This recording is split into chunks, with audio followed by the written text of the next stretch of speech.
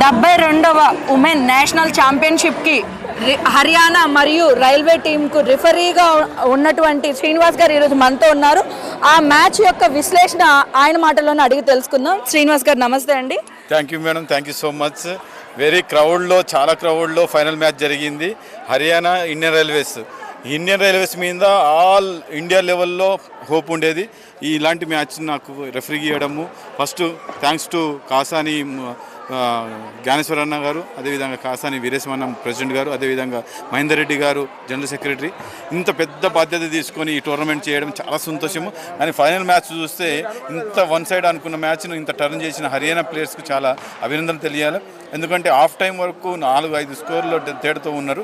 అప్పటికి అనుకున్నాము హర్యానా టీం ఏ టైంలో అయినా చేంజ్ చేసుకుంటుంది, టర్న్ అవుట్ చేసుకుంటుంది అనుకున్నాము. కానీ అదేవిధంగా అది టర్న్ అయింది.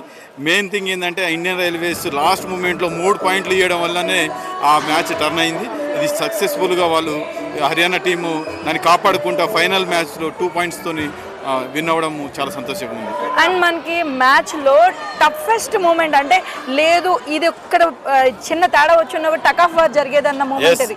లాస్ట్ 3 పాయింట్స్ పోకపోతే డ్రా అయ్యే ఛాన్సెస్.